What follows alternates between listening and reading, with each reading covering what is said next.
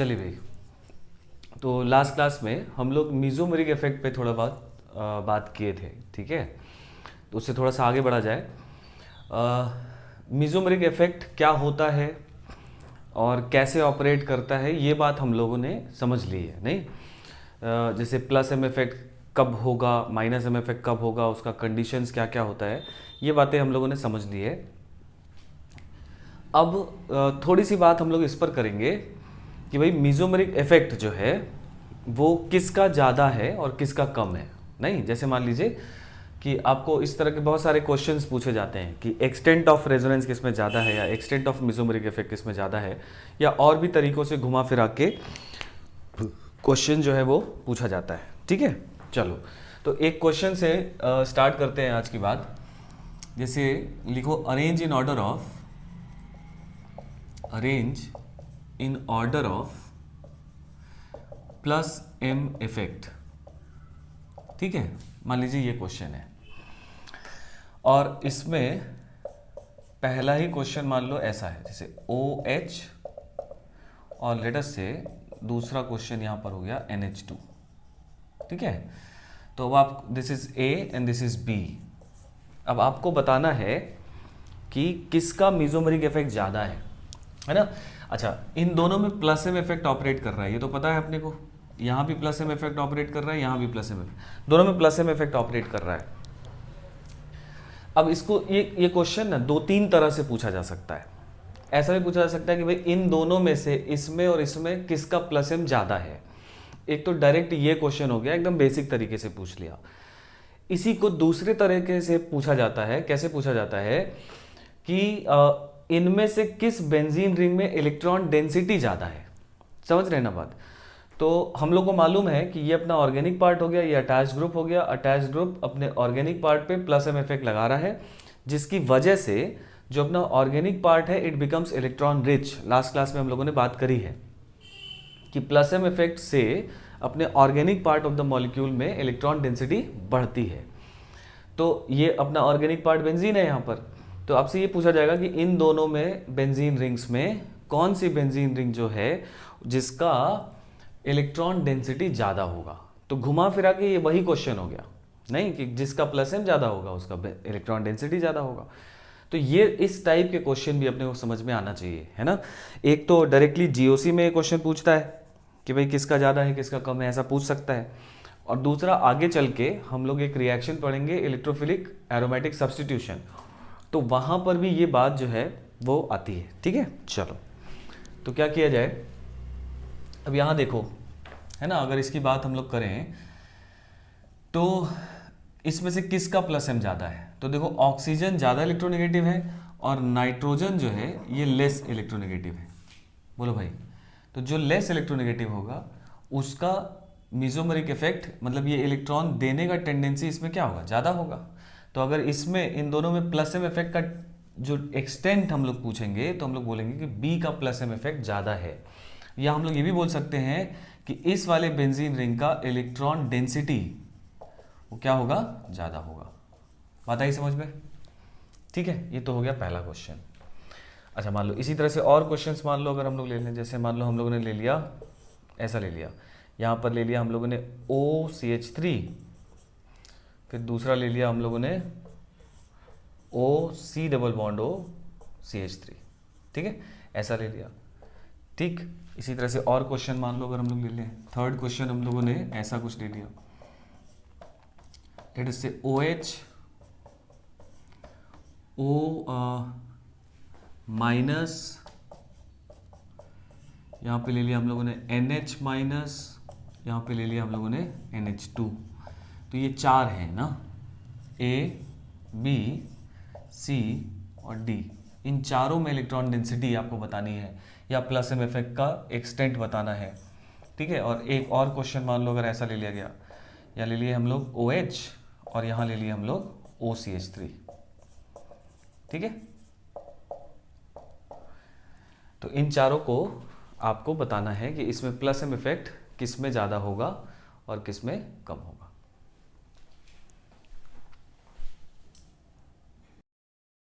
सोच लिया, चलो देखा जाए।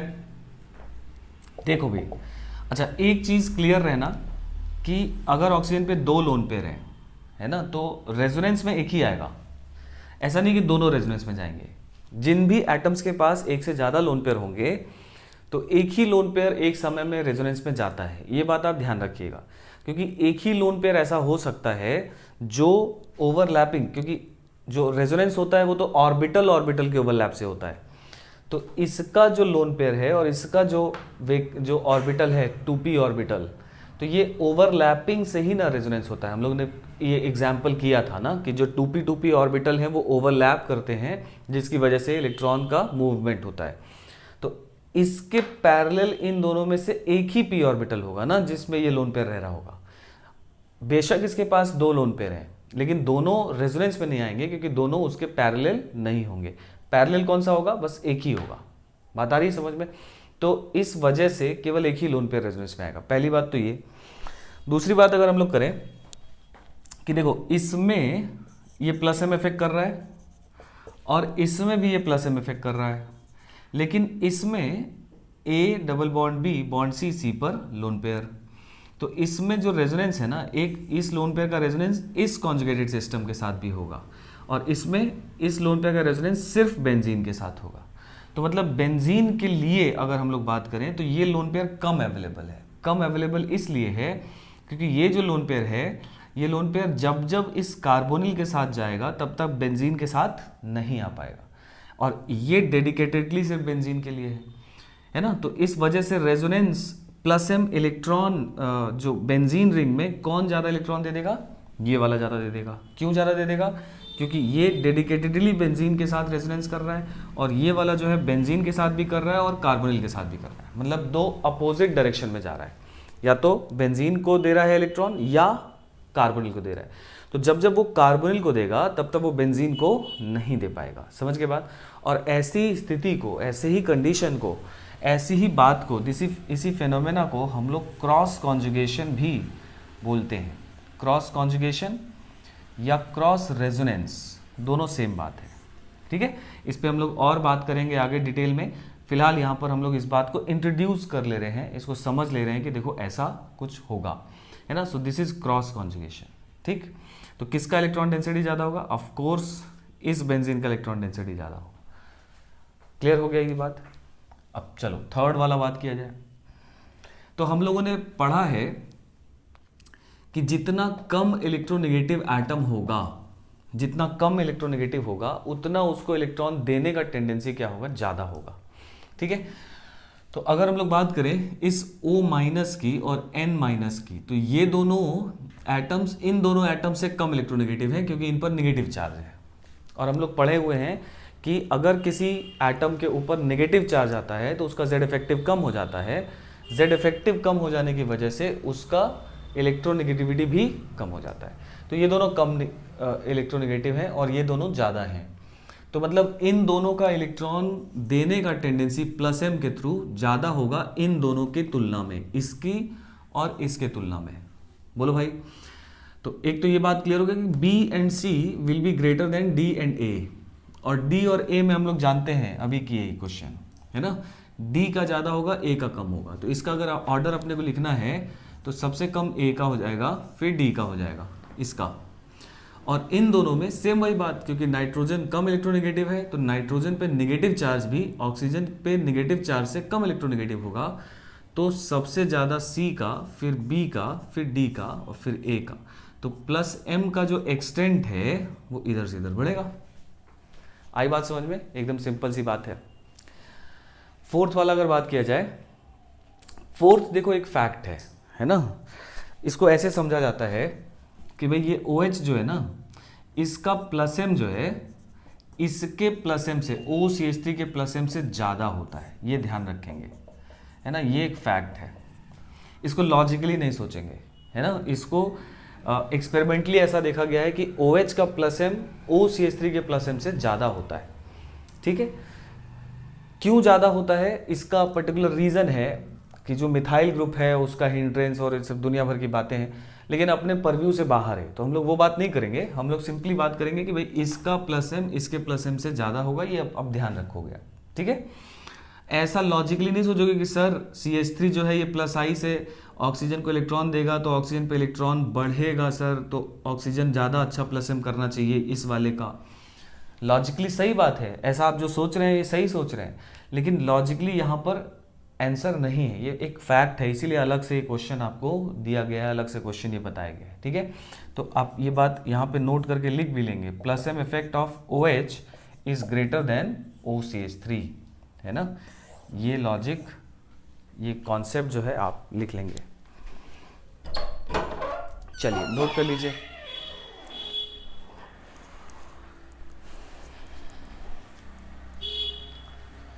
क्लियर करें इसको, नोट कर लिया है।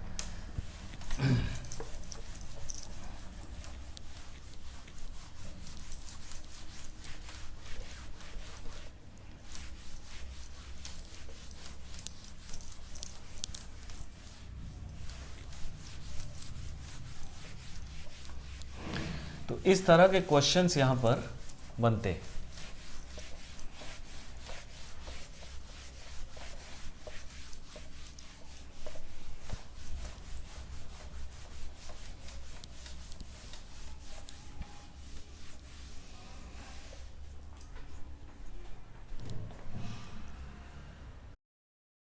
ये बात क्लियर हो गई ना। तो अब थोड़ा सा देखा जाए आगे। एक चीज़ लिखो, एप्लीकेशन ऑफ मेसोमेरिक इफेक्ट।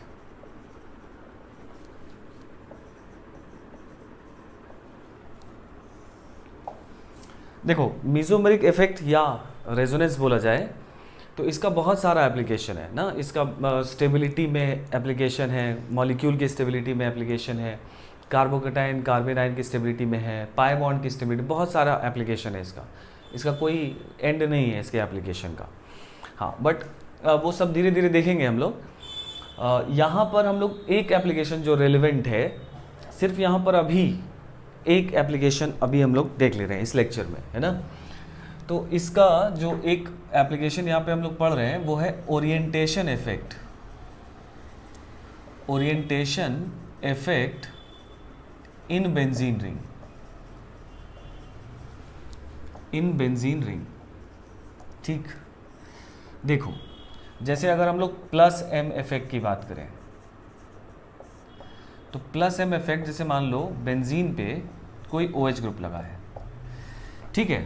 अच्छा एक चीज़ पहले समझ लिया जाए, वैसे तो सबको पता होगा ये बात कि भाई बेंजीन है, ठीक है।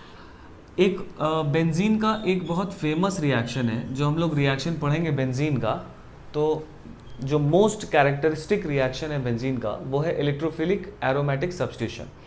मतलब एक इलेक्ट्रोफाइल मतलब कि एक इलेक्ट्रॉन डेफिशिएंट स्पीशीज बेंजीन पर रिएक्ट करता है, ठीक है। तो अगर नॉर्मल बेंजीन है तो इस इलेक्ट्रोफाइल का अटैक ना कहीं किसी भी कार्बन पे हो सकता है, इन सभी कार्बन पर इक्वली प्रोबेबल है अटैक। क्यों ऐसा है? क्योंकि सारे कार्बन एग्जैक्टली एक जैसे हैं, ठीक है। तो बेंजीन पर इलेक्ट्रोफाइल का अटैक किसी भी कार्बन पर होगा, लेकिन मान लीजिए कि बेंजीन पर कोई ग्रुप जुड़ गया है, तो पहली बात तो बेंजीन पर ग्रुप जुड़ जाने की वजह से अब सारी पोजीशंस, ये जो पोजीशंस खाली बची हैं ये सब, वो पोजीशन सब इक्विवेलेंट पोजीशन नहीं रह गई, मतलब वो एक जैसी पोजीशन नहीं रह गई, है ना।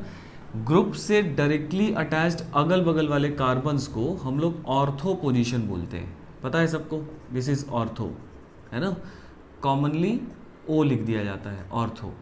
इससे जुड़े हुए पोजीशंस को मेटा बोला जाता है, ये भी मेटा है, ये भी मेटा पोजीशन है, और ये जो अपोजिट है इस ग्रुप के, है ना, इस पोजीशन को बोला जाता है पैरा पोजीशन।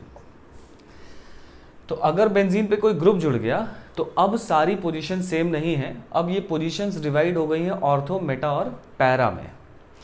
तो अब सवाल ये होता है इसमें जो एप्लीकेशन हम लोग पढ़ रहे हैं कि भाई अब ये बेंजीन और बेंजीन पर ये जुड़ गया है OH, तो अब अगर इस पर इलेक्ट्रोफाइल अटैक करे तो किस पोजीशन पर इस बार अटैक करेगा? ऑर्थो पे करेगा कि मेटा पे करेगा कि पैरा पे करेगा? जबकि प्रॉब्लम समझिए, जबकि केवल जब बेंजीन था तो इस इलेक्ट्रोफाइल का अटैक किसी भी कार्बन पे हो सकता था बेंजीन के, लेकिन यहाँ पर किसी भी कार्बन पे नहीं। यहाँ पर अब कहाँ होगा ये हम लोग को बताना होता है, ठीक है। तो वही बात हम लोग पढ़ रहे हैं कि ओरिएंटेशन इफेक्ट इन बेंजीन, मतलब इस ग्रुप के लग जाने से अब ये बेंजीन रिंग जो इलेक्ट्रोफाइल है उसको अपने किस पोजीशन पर अटैक कराएगा, मतलब किस पोजीशन पे डायरेक्ट करेगा।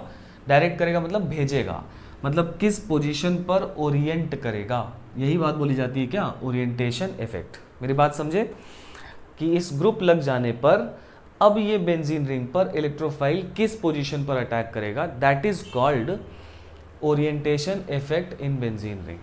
समझ गए? तो ये बात अपने को समझनी है।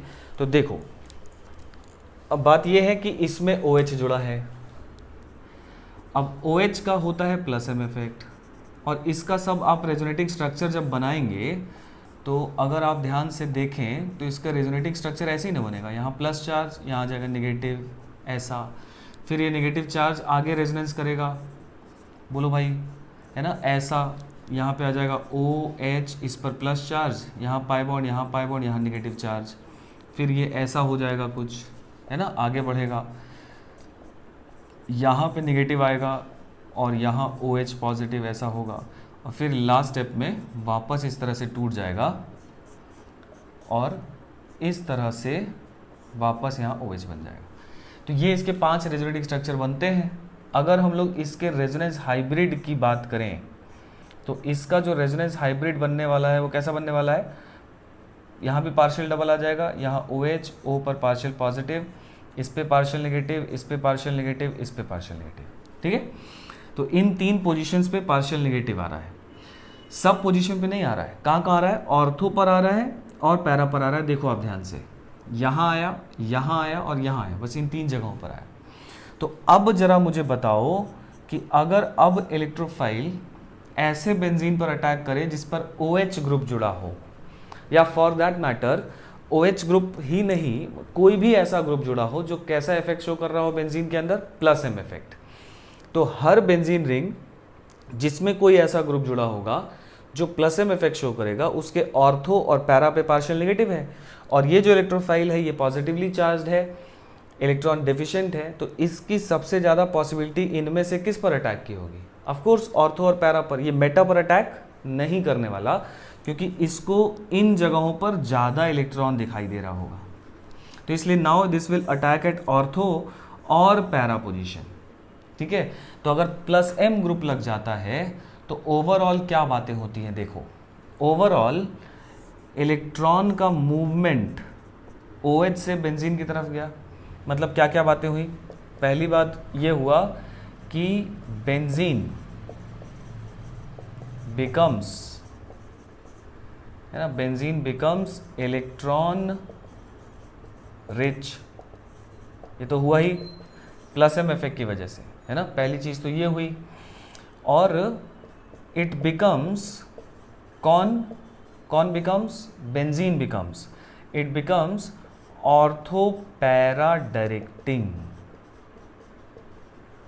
फॉर, किसके लिए, फॉर इनकमिंग इलेक्ट्रोफाइल। बोलो भाई, तो ये एक एप्लीकेशन हो गया कि प्लस M इफेक्ट अगर होगा तो बेंजीन का इलेक्ट्रॉन डेंसिटी बढ़ेगा, और बेंजीन पर अब हर जगह अटैक नहीं हो सकता इलेक्ट्रोफाइल का, अब ऑर्थो और पैरा पोजीशन पर ही सेलेक्टिवली अटैक होगा। तो इसी बात को बोला जाता है कि benzene becomes ortho para directing. तो जितने भी प्लस M वाले ग्रुप हैं दे becomes ortho para directing groups. बात आई समझ में? तो प्लस M इफेक्ट का एप्लीकेशन एक ये चीज़ जो है जो स्पेसिफिकली हम लोग को यहाँ पर समझ लेना है। इसके अलावा बहुत सारा इफेक्ट है, रेजोनेंस का एप्लीकेशन बहुत सारा है, वो हम लोग धीरे धीरे समझेंगे पूरे GOC के अंदर, लेकिन जो स्पेसिफिकली अपने को देखना है यहाँ पर इस जगह पर जो इम्पोर्टेंट है वो ये बात है, ठीक है। तो आई थिंक ये क्लियर हो गई होगी बात कि प्लस M इफेक्ट से benzene becomes ortho para directing, clear. और ऐसे ग्रुप को बोलते हैं जो प्लस M ग्रुप लगाते हैं, जो प्लस M इफेक्ट लगाते हैं, ऐसे ग्रुप को बोलते हैं ortho para directing group, clear. तो ये ग्रुप हो गया ऑर्थो पैरा डायरेक्टिंग ग्रुप, ठीक है। थोड़ा माइनस M को भी देख लिया जाए, इसको फटाफट नोट कर लीजिए। ये रेजोनेटिक स्ट्रक्चर मैंने बना दिया है आपके लिए, लेकिन ये आपको बनाने आना चाहिए और उसी सहूलियत से बनाना आना चाहिए जैसे मैं बना रहा हूँ। समझ के बाद ये कंफर्ट लेवल होना चाहिए आपका, तब आप ऑर्गेनिक में आप स्ट्रांग हो पाओगे। अगर आप पेन नहीं चलाओगे और हवा में सिर्फ कि हाँ हाँ ऐसे ऐसे, तो वो बस धोखा देगा वो एग्ज़ाम में, तो उसको ऐसे नहीं करेंगे ना, इसको बनाने आना चाहिए आपको। चलिए वीडियो पॉज करके इसको फटाफट नोट कर लीजिए, आगे बढ़ते हैं।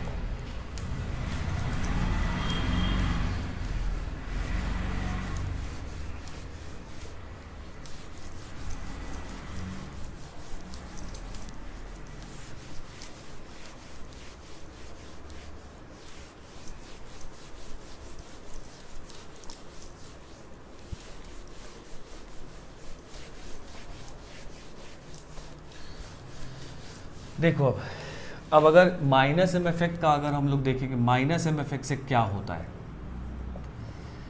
तो लेट अस से हम लोग कोई एक माइनस एम इफेक्ट ग्रुप ले लें। लेट अस से हमने ले लिया C ट्रिपल बॉन्ड N ले लिया, ठीक है। तो यहाँ माइनस एम इफेक्ट ऑपरेट करेगा ऐसा, ठीक है, दिख रहा है ना। एक एटम अपने से ज़्यादा इलेक्ट्रोनेगेटिव या हाई इलेक्ट्रोनेगेटिव एटम से पाई बॉन्ड के थ्रू बॉन्डेड होगा, तो माइनस एम इफेक्ट ऑपरेट करने वाला है। तो ऐसा बन जाएगा, यहाँ आ जाएगा पॉजिटिव, फिर ये पॉजिटिव आ गया तो ये आगे रेजोनेंस में जाएगा। ये आप मेरे साथ साथ बनाइए या आप बना के रख लीजिए कि कैसे बनेगा, फिर चेक करो मैं बना रहा हूँ। ये रेजोनेटिक स्ट्रक्चर्स आपको बनाने आना चाहिए, ठीक है। और लास्ट स्टेप में वापस ऐसा और ऐसा,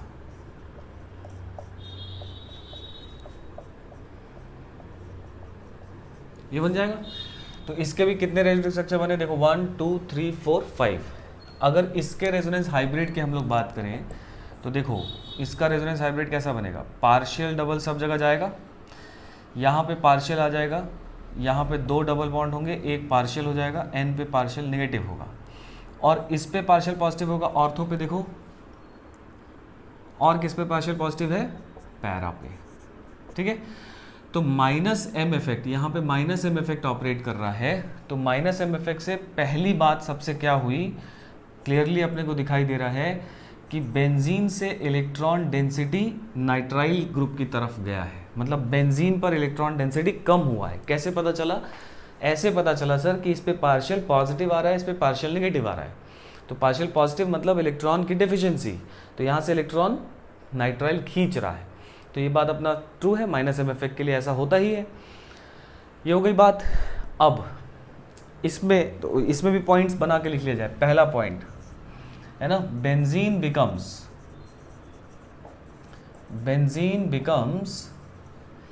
इलेक्ट्रॉन डेफिशिएंट, या ऐसा इलेक्ट्रॉन डेफिशिएंट ना लिखा जाए इसको इस तरह से लिखा जाए, है ना, इसको लिखा जाए कि इलेक्ट्रॉन डेंसिटी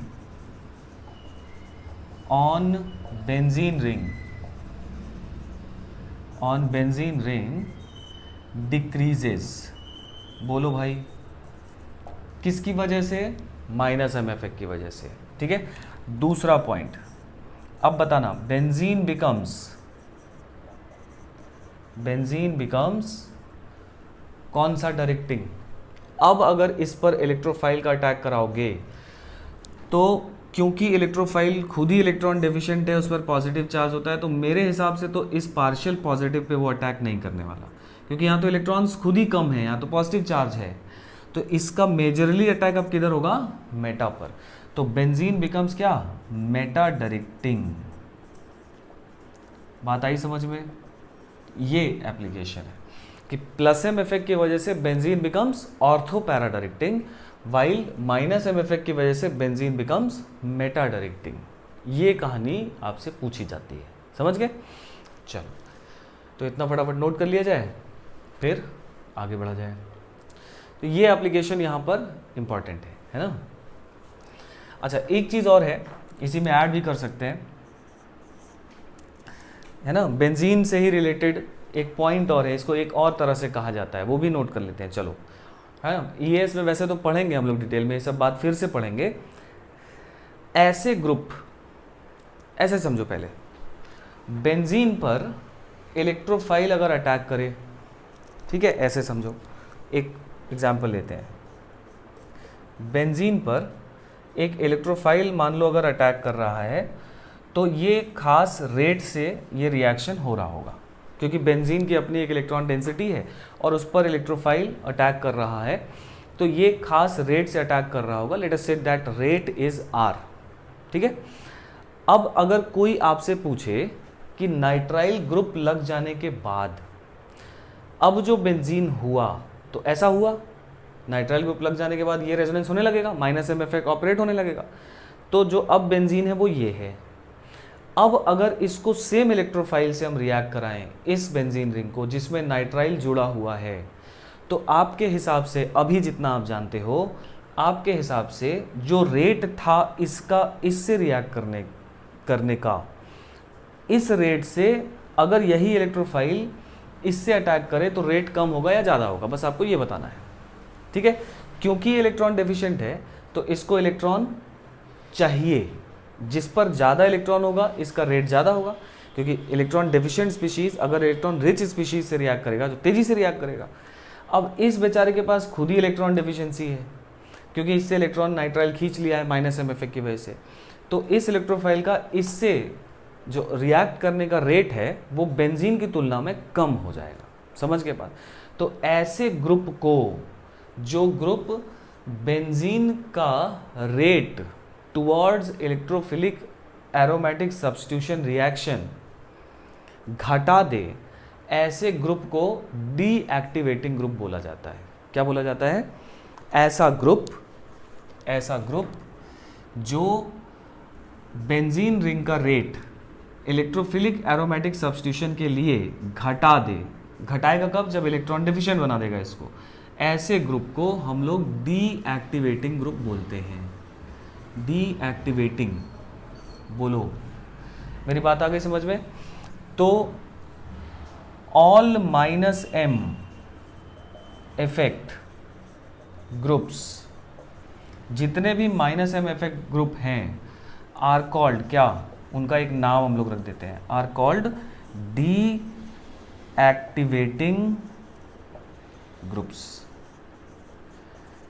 तो आपको ऐसे भी सवाल पूछा जा सकता है कि इनमें से कौन कौन से डीएक्टिवेटिंग ग्रुप है, ठीक है। तो हर वो ग्रुप जो -m लगाएगा, क्योंकि -m वाले ग्रुप इलेक्ट्रॉन डेंसिटी खींच लेंगे, तो all -m effect groups are called deactivating groups. और जो हम लोग +m में थे, +m में भी एक पॉइंट नीचे ऐड कर लो, है ना। +m वाले में जो लिखे थे अभी, उसमें भी यही ऐड कर लो कि all +m effect groups are called activating group. क्यों? क्योंकि +m वाला इलेक्ट्रॉन डेंसिटी भरेगा बेंजीन में, है ना। +m वाले में इलेक्ट्रॉन डेंसिटी दे रहा था, तो इस बेंजीन से +m का जो बेंजीन था उसमें इलेक्ट्रॉन डेंसिटी ज़्यादा आ जाएगी। तो अगर इलेक्ट्रॉन डेंसिटी ज़्यादा आ जाएगी तो एक इलेक्ट्रॉन डेफिशिएंट स्पीशीज उससे तेज़ी से रिएक्ट करेगा। तो ऐसे ग्रुप को हम लोग क्या बोलेंगे? Activating group. एक्टिवेट कर देते हैं रिएक्शन के लिए, क्योंकि इलेक्ट्रॉन डेंसिटी बेंजीन में बढ़ा देते हैं, समझ के बाद। तो वहाँ पे थर्ड पॉइंट लिख लो, +m वाले में क्या लिखेंगे? मैं बोल रहा हूँ, आप लिखिए, all +m effect groups are called activating groups, ठीक है, आर कॉल्ड एक्टिवेटिंग ग्रुप्स। तो इन 3 तरीके से ये रिएक्शन, ये बात, ये एप्लीकेशन पूछी जाती है, ठीक है। चलो इसको नोट कर लीजिए फटाफट, पॉज, आगे बढ़ा जाए। अब लिखो, एक बढ़िया टॉपिक है, लिखो relative stability of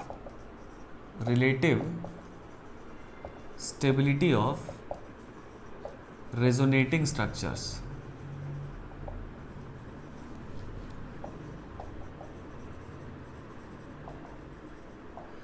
relative stability of resonating structures, ये बड़ा फेमस क्वेश्चंस आते हैं। रेजोनेटिंग स्ट्रक्चर्स की रिलेटिव स्टेबिलिटी, ठीक है। हम लोग एक पॉइंट लिखे थे जब फीचर्स ऑफ रेजोनेंस लिख रहे थे, हम लोगों ने लिखा था कि all resonating structures are not always equally stable, है ना, ये पॉइंट लिखे थे ना। तो वही अब रिलेटिव स्टेबिलिटी की बात कर रहे हैं, है ना। तो चलो, तो इसका एक सेट ऑफ रूल है। जैसे मान लो अगर आपको ऐसा क्वेश्चन आ गया, एक ये है, और इसका अगर हम लोग रेजोनेटिंग स्ट्रक्चर बनाएंगे तो ऐसा कुछ बनता दिखाई देगा, ठीक है। अब आपसे मान लो पूछ ले कि ये और ये आपस में रेजोनेटिंग स्ट्रक्चर हैं, दिखाई दे रहे हैं, इसमें और इसमें ज़्यादा स्टेबल कौन है, ठीक है। तो या arrange in order of stability, इस टाइप का क्वेश्चन बहुत सारा पूछा जाता है, बहुत फेमस क्वेश्चन है। तो इस तरह के क्वेश्चन को करने के लिए हम लोग ये पॉइंट समझ रहे हैं, और इसमें एक सेट ऑफ रूल्स है ना। देखो, तो वो रूल के अकॉर्डिंगली अगर आप देखेंगे तो सारे क्वेश्चन इसमें बन जाएंगे ना। तो अगर हम लोग रूल्स लिखेंगे क्या देखना है अपने को, ठीक है। और ये रूल मैं जो लिखवा रहा हूँ ये प्रायोरिटी ऑर्डर में लिखवा रहा हूँ, ठीक है। मतलब सबसे पहले आप फर्स्ट पॉइंट देखेंगे, इसमें डिफरेंस नहीं मिला तो सेकंड देखेंगे, इसमें डिफरेंस नहीं मिला तो थर्ड देखेंगे। क्लियर हुई बात। तो पहला पॉइंट लिखो रूल्स, है ना। इसको नोट करके फर्स्ट पॉइंट लिखिए।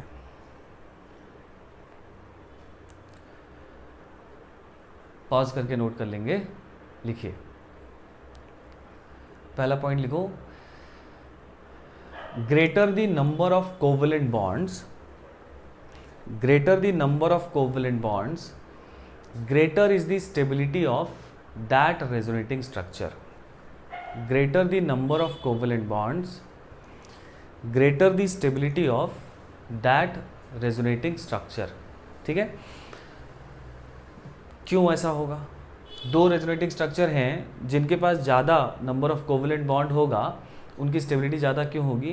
क्योंकि बॉन्ड बनने से एक अमाउंट ऑफ एनर्जी मॉलिक्यूल से निकलती है। बॉन्ड फॉर्मेशन हमेशा जब भी होगा तो हमेशा अमाउंट सिस्टम से एनर्जी निकलती है। तो जितना ज़्यादा जिस रेजोनेटिंग स्ट्रक्चर के पास कोवलेंट बॉन्ड होगा उस मॉलिक्यूल से उतना ज़्यादा एनर्जी निकली गई होगी, तो उसकी स्टेबिलिटी उतनी ज़्यादा होगी। बात समझ में आ गई? तो पहला पॉइंट हमेशा आप ये चीज़ देखोगे, covalent bond गिनोगे। Second point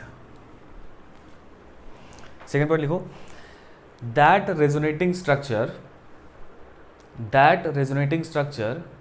is more stable, that resonating structure is more stable in which more number of atoms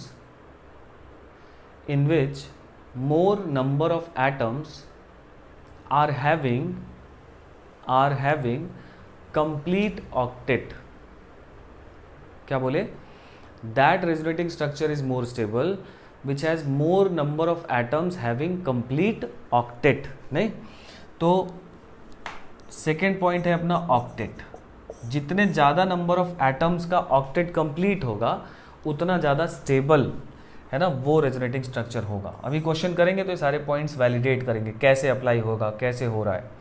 third point लिखिए, in general neutral species is more stable than charged. In general, neutral species is more stable than charged. ठीक है।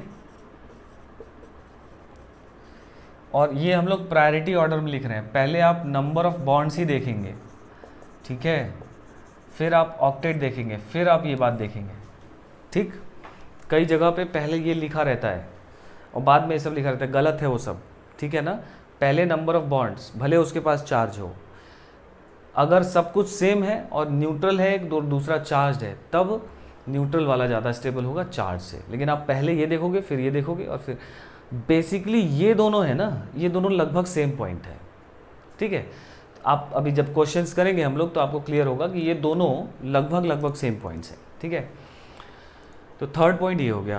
अब fourth point है ना, fourth point लिखा जाए, देखिए, negative charge on more electronegative atom, है ना, negative charge on more electronegative atom, on more electronegative atom is more stable.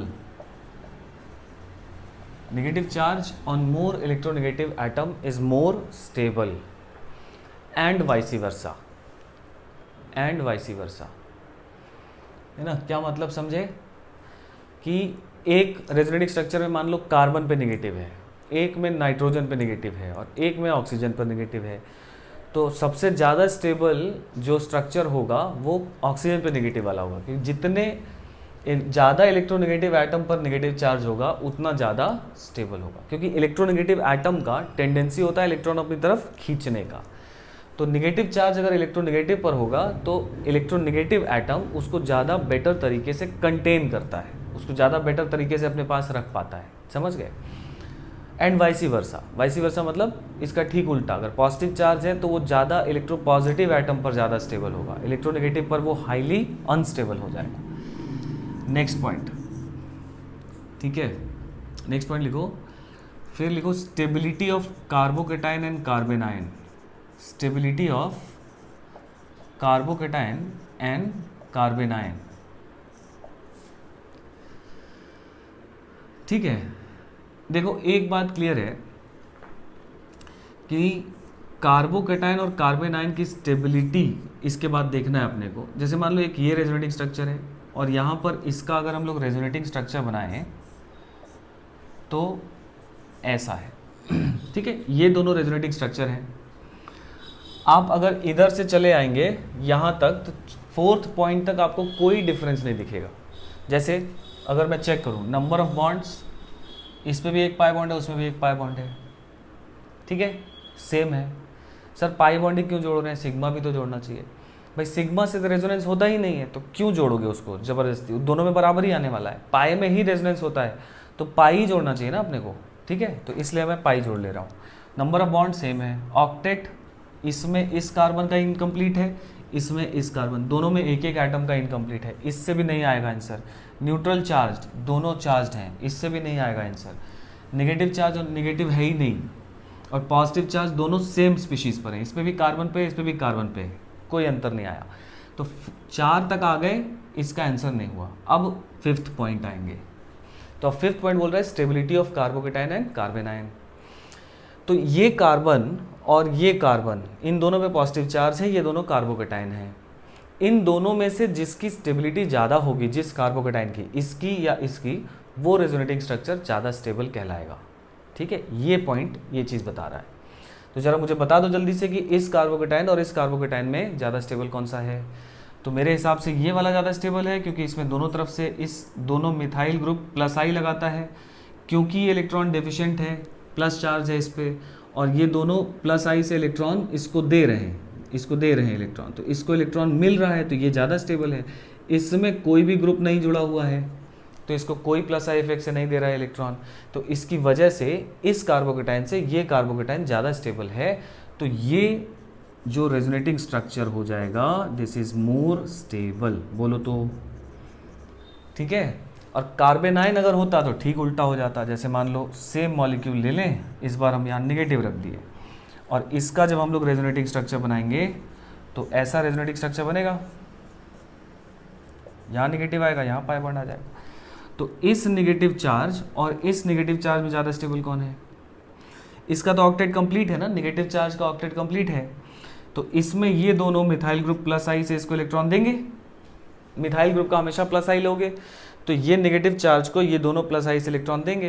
तो इस बेचारे कार्बन के पास पहले ही नेगेटिव चार्ज है, पहले ही इलेक्ट्रॉन ज़्यादा है, नेगेटिव चार्ज है, और 2 मिथाइल उसको और इलेक्ट्रॉन दे रहे हैं, तो इतना चार्ज वो रखना नहीं चाहेगा।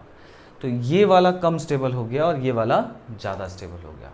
कहानी आई समझ में। तो इस पॉइंट में हम लोग ये चीज़ देखते हैं, तो इस वाले स्ट्रक्चर में ये वाला मोर स्टेबल हो जाएगा। बात समझिएगा, है ना, स्टेप वाइज ही आएंगे, और जो अभी बताया जा रहा है केवल उस पर फोकस करेंगे, ठीक है। ये हो गया फिफ्थ पॉइंट, इसको नोट कर लीजिए फटाफट। और फिर एक पॉइंट और है इसमें, वो लिखो,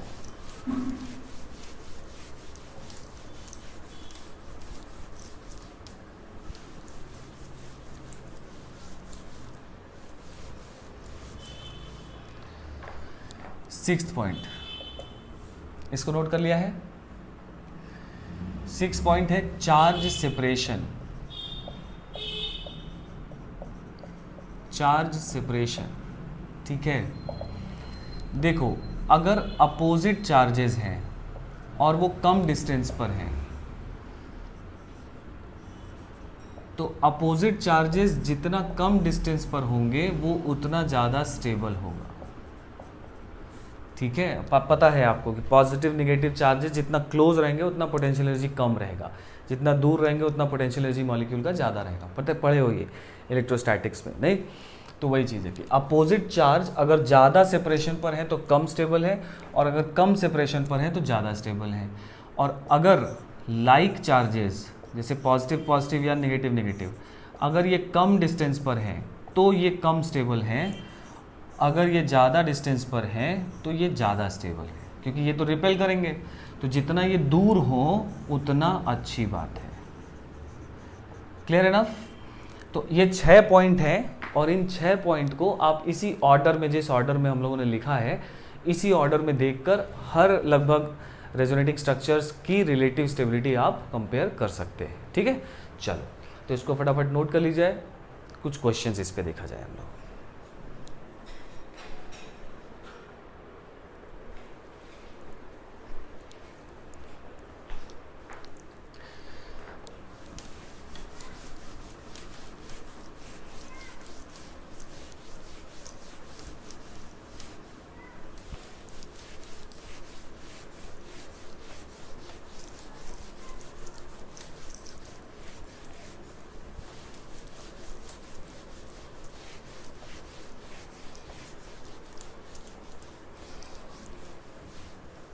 चलिए, तो क्वेश्चन लिखो, अरेंज इन ऑर्डर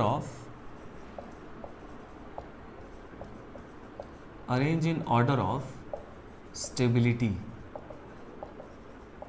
ठीक है, जैसे मान लो पहला वही क्वेश्चन ले ले हम लोग जो समझे थे।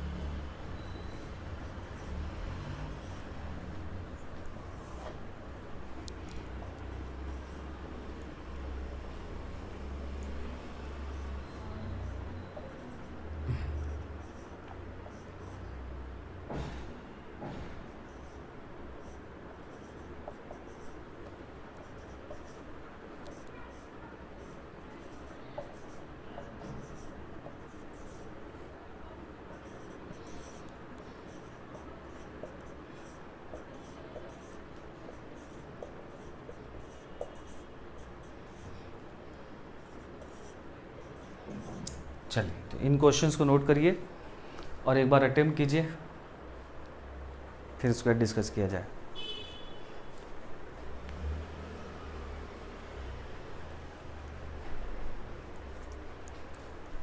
हो गया? तो पहले वाले पे देखो, सबसे पहला पॉइंट ना, पॉइंट वाइज चलेंगे। सबसे पहला point, number of covalent bonds.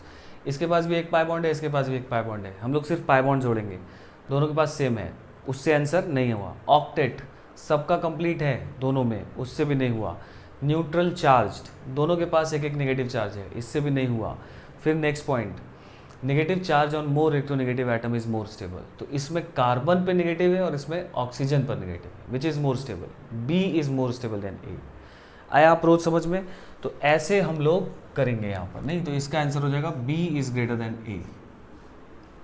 बोलो भाई, इसकी बात करें तो इसके पास एक पाई बॉन्ड, एक पाई बॉन्ड, दो पाई बॉन्ड, इसके पास एक ही पाई बॉन्ड, इसके पास एक पाई बॉन्ड, तो ये ज़्यादा स्टेबल हो गया, तो ए ज़्यादा स्टेबल हो गया। अब इसमें इस एटम का ऑक्टेट इनकम्प्लीट है, इसमें भी इस एटम का ऑक्टेट इनकम्प्लीट है। बोलो भाई, तो इसका मतलब ये वाला और ये वाला ऑक्टेट इनकम्प्लीट हो गया। ऑक्सीजन पे नेगेटिव चार्ज इसमें भी है, ऑक्सीजन पे नेगेटिव चार्ज इसमें भी है। तो कौन कौन सा? कोवलेंट बॉन्ड, ऑक्टेट वाला, चार्ज न्यूट्रल वाला, ये सब काम नहीं आ रहे हैं। अब आएगा negative charge on more electronegative atom, वो भी काम नहीं आ रहा है। पता नहीं समझ में। अगर हम देखें इसमें चार्ज सेपरेशन, तो इसमें पॉजिटिव निगेटिव चार्ज दूर है और इसमें पॉजिटिव निगेटिव चार्ज पास में है, दिखाई दे रहा है। तो ये वाला ज़्यादा स्टेबल है, ये वाला कम स्टेबल है। तो यहाँ पर A then C then B, ऐसा आंसर होगा। क्लियर? इसको करो जरा, देखो तो ये इसमें एक कोवलेंट बॉन्ड, इसमें एक कोवलेंट बॉन्ड, इसमें कोई भी कोवलेंट बॉन्ड नहीं। आंसर आ गया अपना, C सबसे कम होगा, इतना तो दिख गया, क्योंकि इसमें एक पाई बॉन्ड कम है। ठीक है, अच्छा, इसमें इस एटम का ऑक्टेट भी इनकम्प्लीट है। वही बात मैं बोल रहा था कि पहला और दूसरा पॉइंट लगभग सेम होता है। ऑक्टेट इसमें इनकम्प्लीट है और पाई बॉन्ड भी एक कम है, और जनरली ये दोनों बातें एक साथ ट्रू होती हैं। ठीक है, खैर हम लोग बता दिए कि भाई कोवलेंट बॉन्ड के हिसाब से वो सबसे लास्ट में गया। अब ए और बी में बताओ, तो देखो कोवलेंट बॉन्ड सेम है, ऑक्टेट इसमें सबका कंप्लीट है, इसमें भी ऑक्टेट सबका कंप्लीट है। बोलो सर नाइट्रोजन में प्लस चार्ज है, कैसे ऑक्टेट कंप्लीट है? तो प्लस चार्ज की वजह से थोड़ी ऑक्टेट इनकम्प्लीट होगा, हमेशा कार्बन पे प्लस होगा तब उसका ऑक्टेट इनकम्प्लीट होगा, पक्का होगा।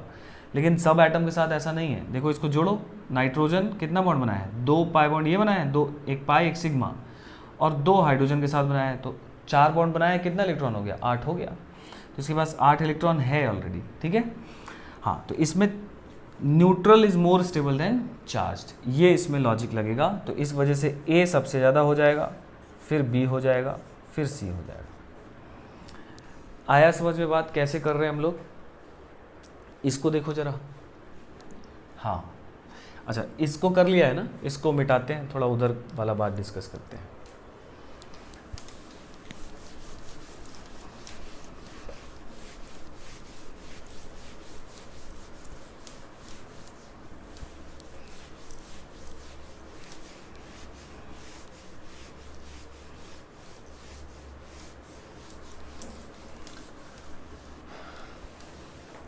इसमें देखो इसके पास 3 लोन पेयर है ना, तो ये ऐसा रेजोनेंस करेगा, ऐसा बन जाएगा।